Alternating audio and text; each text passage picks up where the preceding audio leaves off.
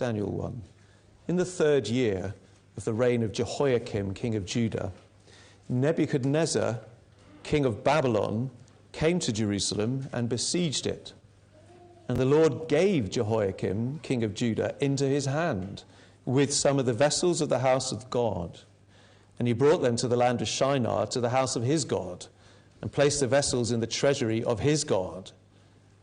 Then the king commanded Ashpenaz, his chief eunuch, to bring some of the people of Israel, both of the royal family and of the nobility, youths without blemish, of good appearance, and skillful in all wisdom, endowed with knowledge, understanding, learning, and competent to stand in the king's palace, and to teach them the literature and language of the Chaldeans. The king assigned them a daily portion of the food that the king ate and of the wine that he drank. They were to be educated for 3 years, and at the end of that time they were to stand before the king.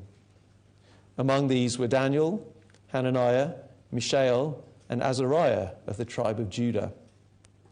And the chief of the eunuchs gave them names.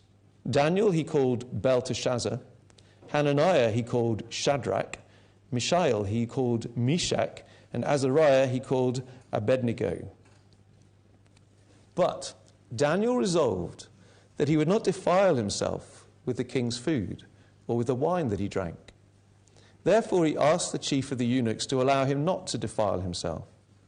And God gave Daniel favor and compassion in the sight of the chief of the eunuchs.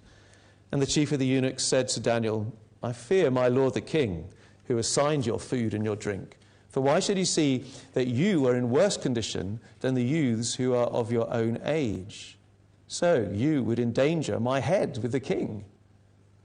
And Daniel said to the steward, whom the chief of the eunuchs had assigned over Daniel, Hananiah, Mishael, and Azariah, test your servants for 10 days.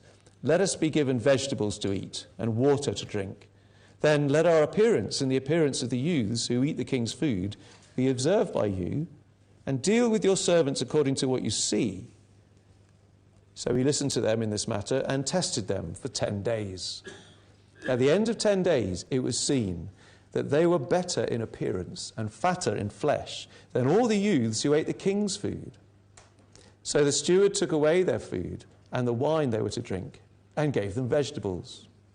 As for these 4 youths, God gave them learning and skill in all literature and wisdom, and Daniel had understanding in all visions and dreams. At the end of the time, when the king had commanded that they should be brought in, the chief of the eunuchs brought them in before Nebuchadnezzar. And the king spoke with them, and among all of them, none was found like Daniel, Hananiah, Mishael, and Azariah. Therefore they stood before the king. And in every matter of wisdom and understanding about which the king inquired of them, he found them 10 times better than all the magicians and enchanters that were in all his kingdom. And Daniel was there until the 1st year of King Cyrus, which was 70 plus years later. So Daniel, he is, as we said a moment ago, an example of a believer living in an unbelieving world. And one lovely thing about the book of Daniel, actually, which I hope to look at while we go through, is that it gives us an example of a believer in an unbelieving world at every major stage in life. Child, adult, old man. It shows this, his whole life is shown, in episodes in each part of his life. The whole life of a believer in an unbelieving world. Somebody living in the world, but not of the world. Daniel has been taken far from his home in Israel and brought to this pagan empire, the capital city of the richest superpower in the world at that time. The book of Daniel, it seems to have been written for believers in the pagan world. Daniel and his friends, they were taken to Babylon in 597 BC, and 10 years later, almost the entire nation was brought to Babylon. So he was the first, just a select group were taken, but later Nebuchadnezzar went back and trashed Jerusalem and took everyone to Babylon as slaves. And the book eventually, it functioned as a handbook for believers living in an unbelieving world. in a pagan land. Many didn't go back for centuries, but just lived scattered throughout the nations. And Daniel's book became a huge encouragement. It gave them a model to follow. It showed God is in control. They really needed to hear that. God is in control. So it's very much a manual for believers. Still is. We're reading it now. It's also, though, a witness for unbelievers. It's a fascinating book. It reads like an evangelistic tract. It was written in 2 languages. Most of it's in Hebrew, the old language of the Old Testament, but the central heart of the book is written in Aramaic, the language of Babylon. And it is addressed directly to them, and is written, in fact, by the most sensational convert in Babylon, King Nebuchadnezzar himself. And is written to persuade others, to call others to faith in the living God. So the book was intended as well, probably, to be read by their captors as well as by them. And that in itself gives us a clue for how do we live in an unbelieving world. We love them. We're concerned for them. We pray for them. We seek their good. And what is their best good that we can pray for is that they come to know the Lord too. So today in chapter 1, and we're going to look at this again next week, we meet the young Daniel and his 3 friends as they are taken forcibly from their homeland and brought to Babylon, the great empire of the day. That was terrifying, surely. What a terrifying experience, no doubt. But also, that was incredibly exciting. Must have been. These young men are being brought into a world of excitement. How are they going to survive? How are they going to walk with the Lord in this situation? There is stuff here for everyone, but I think it's particularly helpful for you younger people in the room, children and teenagers and young adults, as you are going into the world, gradually becoming more and more independent and coming out into the world. How are you going to survive? I want to see 3 things this morning. And the first is you do need to understand the world you live in. Understand it. To be in the world but not of it, you need to know the world around you and recognize how you are in it but not of it. You need to recognize how the world around you thinks, what it values, what it believes. This is relevant to everyone, but especially as you are moving out into the world in your youth. You begin to move, you go up through the school years. Some of you are in primary school, some of you are in secondary school. You progress, and you learn and grow. Then comes that awesome, glorious and wonderful day when someone gives you a smartphone for the first time, and the whole world opens up to you. And then you just move on. Eventually you either you get a job, you go to work, or maybe you go and study, you go to university. And you're moving into a more adult social world, and it's all new to you. The people often, when they're young, try to act as though they know all this. But deep down thinking, am I getting away with it? Are they buying my bluff? Because you don't know. You just don't know. You're growing up, you're encountering a new world.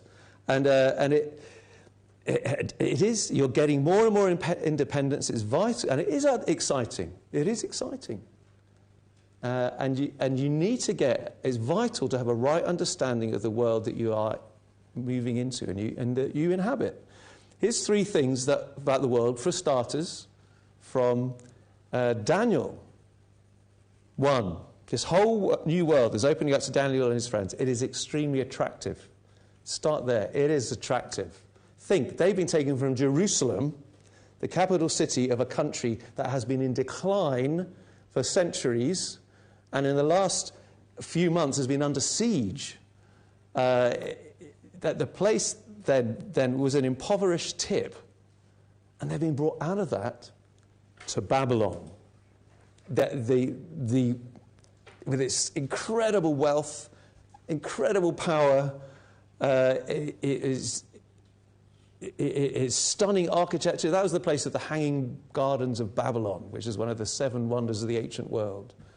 It was the great centre of learning. It had the masters of science and technology. It was it was the cutting edge of technology where they were going. The whole thing was stunning. It was amazing. Ascendant Babylon looked so superior to declining Israel. It's like moving from a village into the big city. It's like moving from school, and all you've known for 7 years is the secondary school, all the classrooms, and suddenly you're in university with this beautiful campus and all these things, exciting things going on. And this is what they've been brought to. It's like going from Northampton suburbs to New York, to London, to Paris. A new life opens up. And there's something in them that though this is frightening, they must also be thinking, wow, is this not the best thing that has ever happened to us? This is it's attractive, incredibly attractive. And we have to be honest, the world in which we live is an extremely attractive world. Why? God made it. It's a world made by God. And he made it good. And he has filled it with wonderful things. And as you grow up, you're going out into a wonderful world. It's so much excitement, so much that's good and wonderful. And God made man in his image. So man is filling the world with beautiful things, wonderful things, ingenious things, designs and inventions. And this is the world that we are called to be in, but not of. And it is a wonderful place. And the people, too, in so many ways, are wonderful. You're going to meet exciting, fun, inspiring, entertaining people worthy of great respect. Interesting people, kind people. You're going to meet so many people. And you've got to recognize that and don't feel guilty about it. There is so much to admire in the world. Good things, great things. It's an attractive world. But you have to remember, it is more than attractive. This is a second word for you. It's seductive. Look at Daniel's experience. The King Nebuchadnezzar, ruler of Babylon, he had a clear intention when he deported these exiles, these elites. Do you remember that first time he went, and Daniel was brought out with the cream? This was his policy. Whenever Nebuchadnezzar conquered another nation, his policy was take the cream of the nation and turn them into Babylonians. That was his policy. And so these Jews, he is going to destroy their cultural distinctiveness and assimilate them into Babylonian culture. And this was how he subdued a nation. Turn them into Babylonians. And so Daniel and his friends, they're the top of society. We're told in the beginning, who was selected? Verse 3 and 4. Bring some of the people of Israel, both of the royal family and of the nobility, youths without blemish, of good appearance, skillful in all wisdom, endowed with knowledge, understanding, learning, competent to stand in the king's place. Daniel was amongst that lot. Daniel and his friends, you are the best of the best of the best. You are the movers and shakers in your society. You're going to be the leaders of your society. I want you, and I'm going to turn you into Babylonians. The aim was to destroy the Israelites' distinct identity as a people set apart. And this program involved three things. First, they were given new names, Babylonian names. And those names are all to do with pagan gods. Daniel means, God is my judge. His name is changed to Belshazzar. Belshazzar means, Bel is my God. Bel was one of the Babylonian deities. All their names are linked with Babylonian deities. So they got a new name, then they're put on a 3-year course of study, a complete education in Babylonian culture. They do a liberal arts degree in the leading pagan university. What an opportunity. It's exciting. But what is it? It's Babylonian magic, enchanting, all this stuff. Well, that's part 2. And at the end of those 3 years, they'd be qualified to be in the civil service of Babylon. A good job. And can you see what was going on? And the third thing was they were going to become accustomed to the lavish lifestyle of the Babylonians. They were going to eat from the king's table. This is what the King Nebuchadnezzar eats. You're going to eat his food, you're going to drink his wine. Can you see what the aim was? The aim was Nebuchadnezzar wanted them in Babylon and of Babylon. And that is still how the world works. The Bible is very clear. Culture isn't neutral. That behind the scenes, there are spiritual powers and forces at work that want you to conform. You're in the world, and Satan wants you to be of the world. And he is working at that. Now, it's no surprise when you get to the book of Revelation, and it's all images and pictures and visions to teach us things. And there you see the unbelieving world is represented in one of the visions as a city called Babylon, and is pictured as a temptress.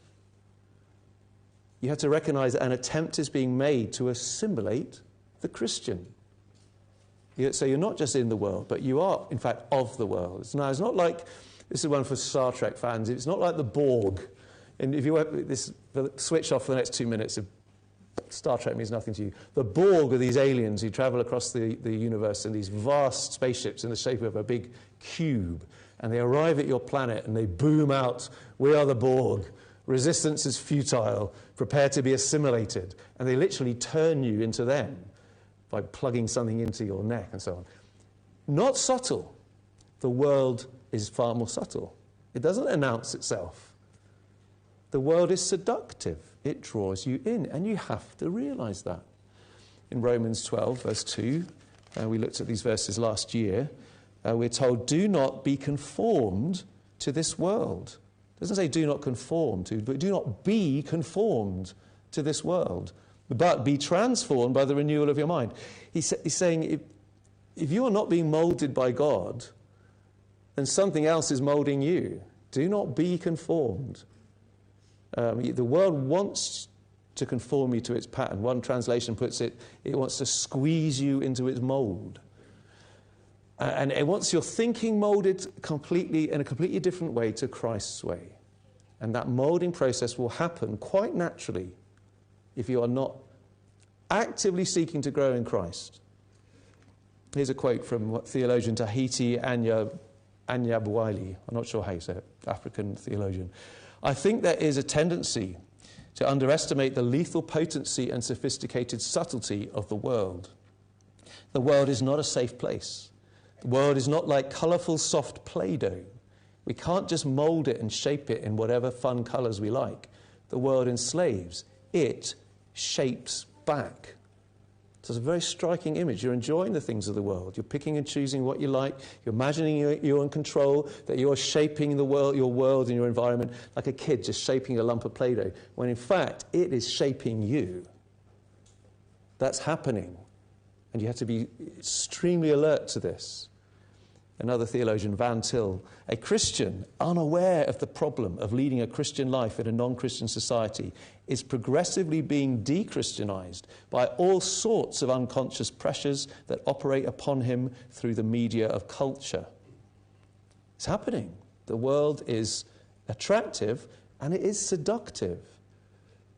And the third thing to say, third word, it is also unavoidable. You have to understand that. Daniel and his friends had no choice. They couldn't just go home. And so with us, here we are. We are here. The issue is not whether or not we should be involved in this world. We just are. We are in the world. The issue is, will we be of the world? Where do we draw the line? I've got a picture here. I thought this was funny. This is a Pepsi advert from the past. I don't know how much you can see that. In the 1940s, that's how you advertised Pepsi. That advert, if you read the small print, says, look how big the bottle is, and it tastes really nice. Buy Pepsi. Get loads of it, tastes really nice. Here's today's advert. Bang. Doesn't tell you anything about what's in that can, but look at the people who drink it. Aren't they cool? It's selling you the Pepsi lifestyle. I think one of the adverts has David Beckham drinking Pepsi, and it says, live without regrets. That's the Pepsi drinker. Here's the question, can you drink Pepsi Cola without buying into the Pepsi lifestyle? Are you allowed to? How much of the world can you enjoy without buying into its ways, conforming to its mould? See, our third heading then, we said we've got to understand the world.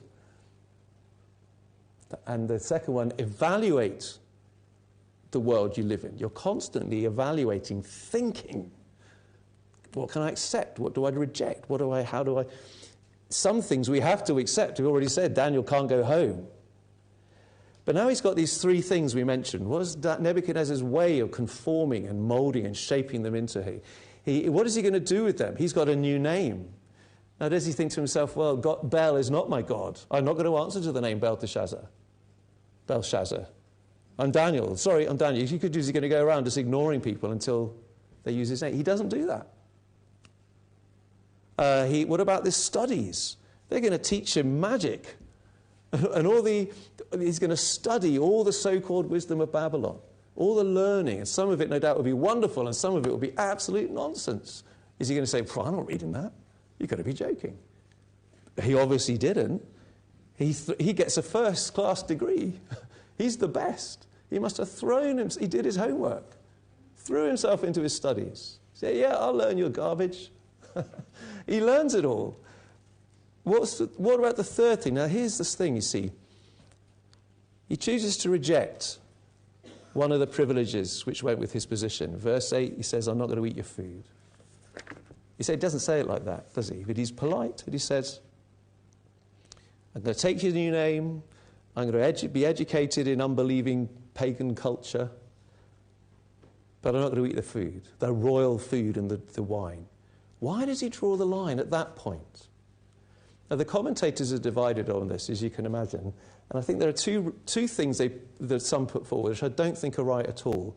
First, some say Daniel didn't eat the food because it failed to conform to the Jewish dietary laws.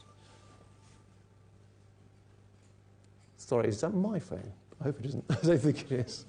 I've occasionally been phoned up, can you get some chips on the way home? I normally turn it off. No, anyway, sorry, distraction. Some people say, no, it's not. It's they don't eat the food because it's not kosher.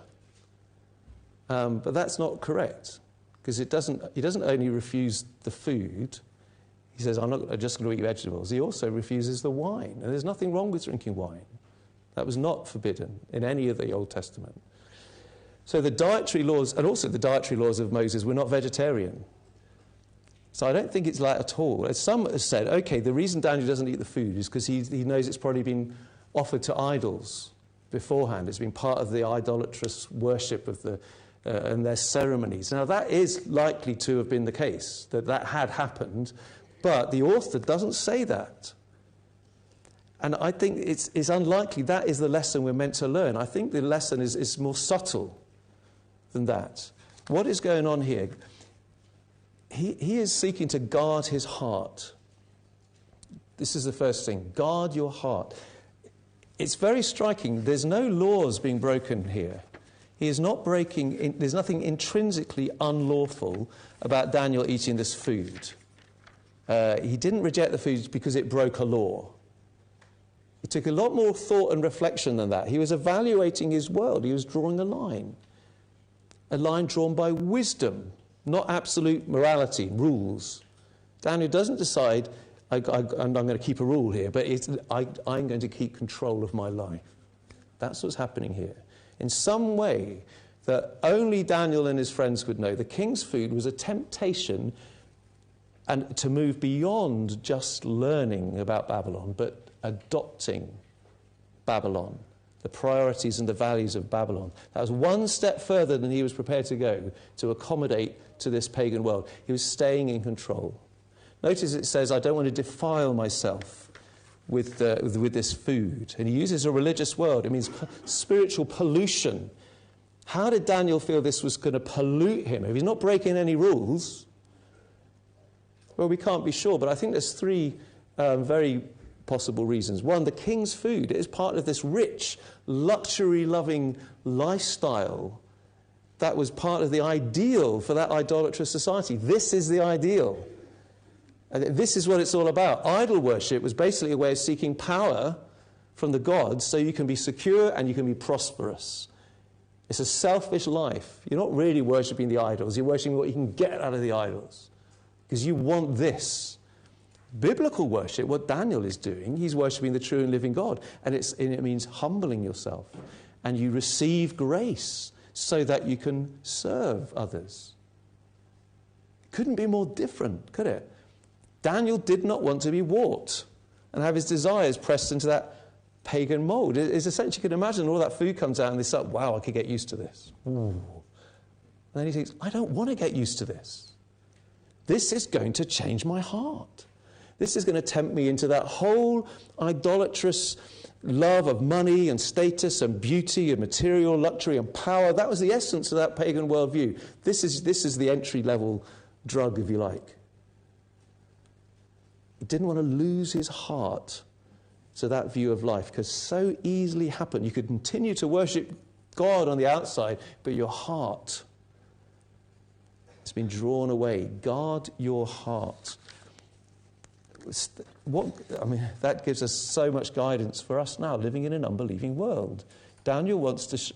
he shows us we can't simply rely on keeping the rules. Didn't do anything wrong, didn't break any rules, all right? Now, he knew that in some way eating the food was going to pull his heart away from complete commitment to the Lord. And we've got to be so careful in the same way. Guard your heart. It's possible to keep all the rules, but your heart is being drawn away to the real idols of our culture. You need to recognize what are the idols of our culture. Traditional cultures, the idols of family and family connections and duty and custom and things like that. In more secular cultures, there's the idols of personal fulfillment and status and beauty and power. And these are idols. They're intellectual idols. People idolize study and learning. It's a temptation for you at university. Make an idol of these studies and these achievements. And these aren't formal idols, are we? There isn't a religious statue representing these things. But they are what people give our hearts to, the idols of the heart. And they can be smuggled into your life, even when you're formally believing all the right stuff. Renewed yesterday, Friday, we talked about the Beatitudes. So in the Sermon on the Mount, Jesus begins with this list of things. He says, this is the blessed life. Blessed are the something, for they will something. Blessed are the pure in heart, for they will see God. Blessed are the meek, for they will inherit the earth. Blessed are those who hunger and thirst for righteousness, because they will be filled. And we try to think of, okay, what's the Beatitudes of the world in which we live? So here is some. We went for blessed are the rich, for they can have whatever they want. Blessed are the successful, for they will be admired. Blessed are the beautiful, for they will be adored. Blessed are the funny, for they will have friends. Blessed are the clever, for they will get good jobs. And we did a few of them. You can go on and on. I think that's the last one. But you see that the world's Beatitudes are so different from Christ's Beatitudes. And you look at those things, which of those will pull away my heart? And those things, none of them are sinful. There's no rule against them, and they are in themselves very good things. But you have to evaluate the world and ask, the idols are not sinful things necessarily, but are things that are just ordinary things, even good things that have become ultimate things. This is it. This is what I live for. I give my heart to this. Which idols ring your bells? You've got to guard your heart.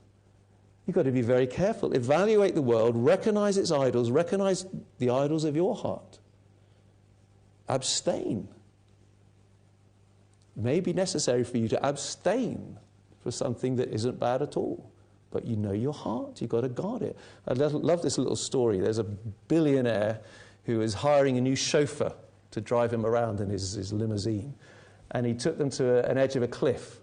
And he said, which of you three, I want to ask each of you, who can drive me closest to the edge of this cliff? And one guy looked and said, I could drive you to within 3 feet. And the next one said, I could drive you to 1 foot of the edge. And the third one said, I don't know, and I'm not going to find out. Who deserves the job? But this is it. We don't live close to the edge. We guard our hearts.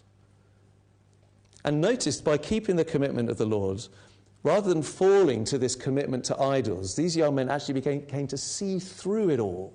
They saw through the wisdom of Babylon. They mastered it. They became masters of that worldly wisdom rather than be mastered by it. And as a result, actually, they were far more useful to the king.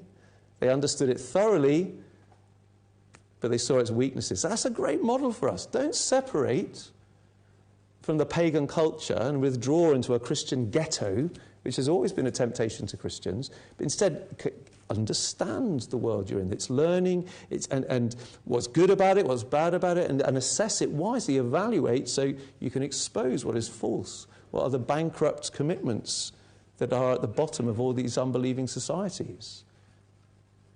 Then we too can be masters of wisdom. And 2, it's all a lot quicker after this. An additional reason I think that he evaluates the world. What made him make his choices? Why didn't he eat the food? I think a second thing to say, he and his friends wanted to bear witness to the Babylonians. He wants to be a witness to the world around him. They wanted these Babylonians to know that they were going to keep their distinctive identity. I'm a Jew. I'm a God-fearing man. I worship the living God. I want you to know that.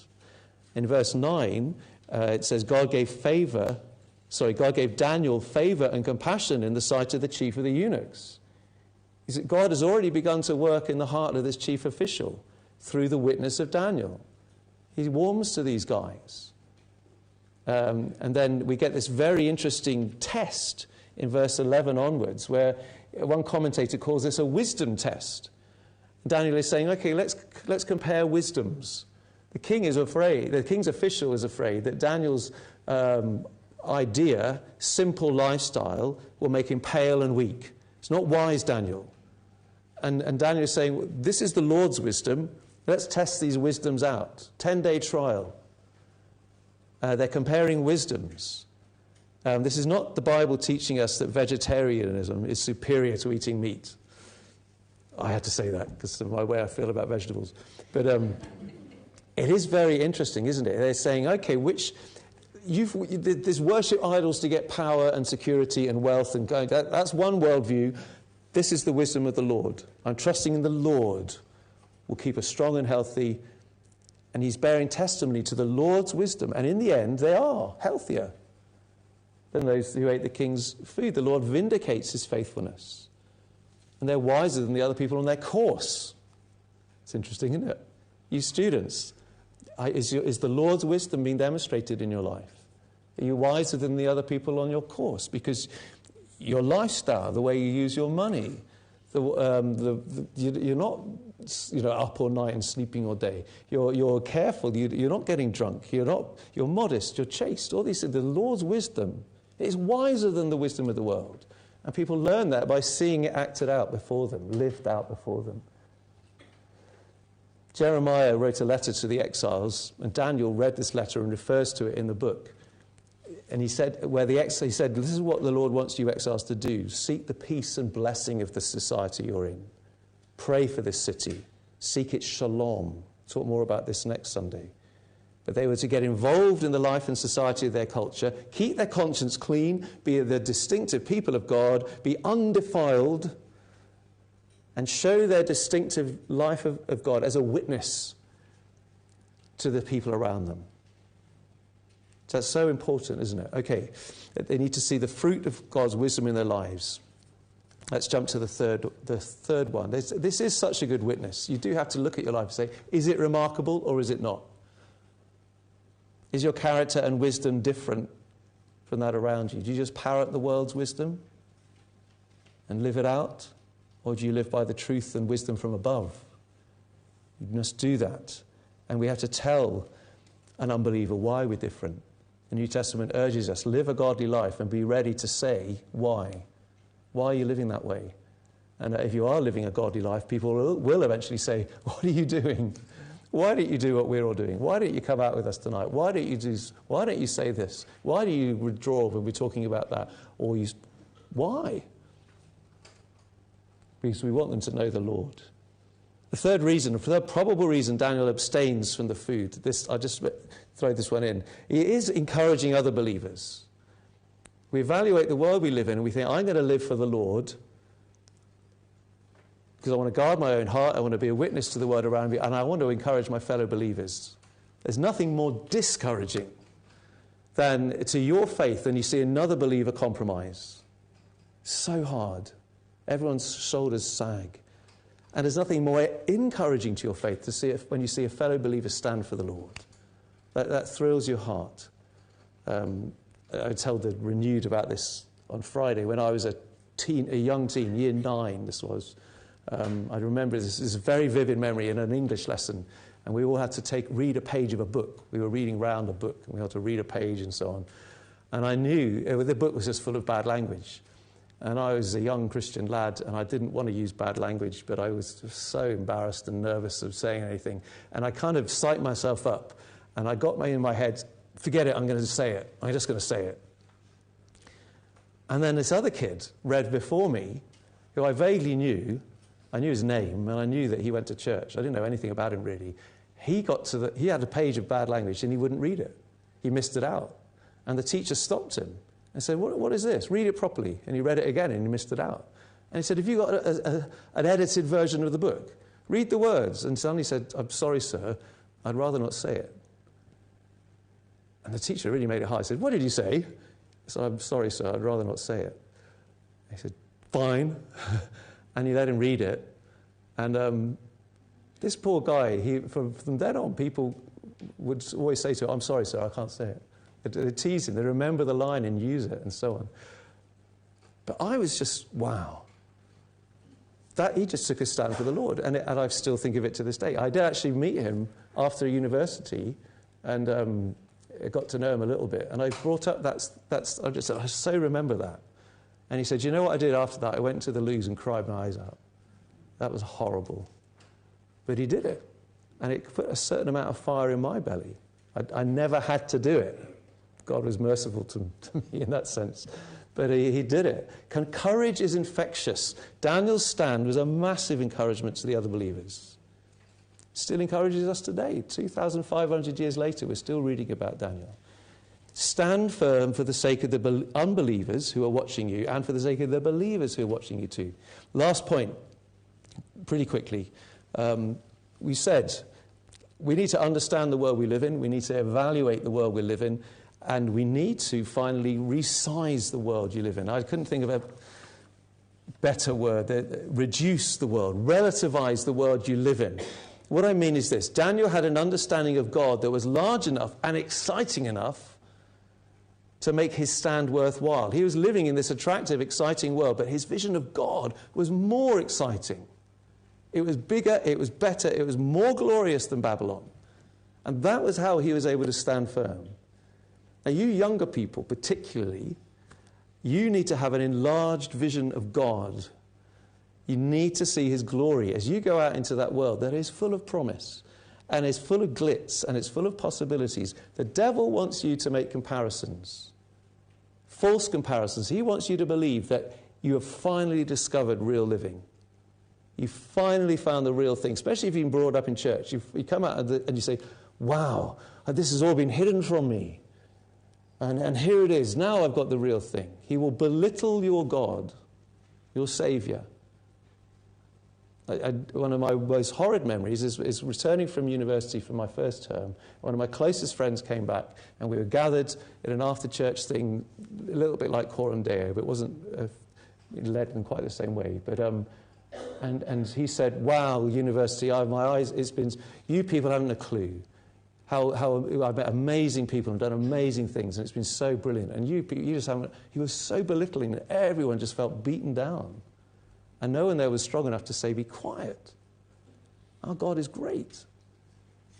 But how will you combat that? You see, God vindicates radical faith. He will uphold you. He will show that faith in him is right and better. Daniel does better and better in life because of his faith. Where does the power come from to stand firm like that, to be salt and light, to be a fisher of men, to be a worker in the harvest, to be in the world but not of the world? How will you ever be able to make a radical stand like Daniel did if your vision of God is small? You won't be able to. You need to see that you have a God worth taking a stand for, a God who is worth risking all for, a God who is worth dying for. It comes through, how do you get to know that? It comes through an ever-deepening infatuation with Jesus Christ, with Jesus. Remember, Daniel had two names, Belteshazzar and Daniel. Jesus had two names. He was Son of Man, Son of God. He was Jesus, and he was Emmanuel, God with us. He who is glorious and eternal, the eternal word, the Son of the living God, he became a man. He became one of us. He became vulnerable, he became hurtable, killable. And he lived and he died on earth, and he did it. He did it for a reason. What was the reason? He considered you worth taking a stand for. He considered you worth risking all for, worth dying for. He loved you so much that he didn't just risk his life like Daniel did. He gave his life for you. And one day, he will come back for you. He did this so you could live, so you could one day enjoy the rich food and drink of the king's table. His king, his kingdom, he is the king, the true king of all glory. Now Jesus, he's risen, he's ascended, he's at work in this world, he's building this eternal, indestructible kingdom of God, a kingdom of love and of joy that is the true, glorious, eternal world that is more exciting than anything this present world can offer. Babylon is gone. The world now, this present world is passing away. Put all your time and your energy into that world, into that king. Pray. You've got to work on your vision to grasp the glory of God. Pray like Moses did. Lord, show me your glory. That's the only way you can resist the world's seductive power. You need to have a glorious view of Jesus. I love the image of the sun and the stars. When at night time, there's beautiful stars last night, if you notice. Wonderfully clear, glorious night. All these stars shining. Where have they gone? They're not there now. But they are still there. Of course they're there. But when the sun rises, their glory is just outshone by the glory of the sun. And so in your life, all these things, they're good things, they may be bad things, but just all these things, they shine, they're attractive, and they're seductive. You need the glory of the sun to rise. Outshine the glory of the idols of your heart, the idols of our society. So you see, no, there is the true and living God. There is someone, he is the one worth living for and dying for. Jesus. And then the world loses its power to seduce you, because you're enamored with the King, the King of glory. Well, we're going to sing a hymn, and then we're going to come around, then I'll say goodbye to the people online, and we'll come around the King's table.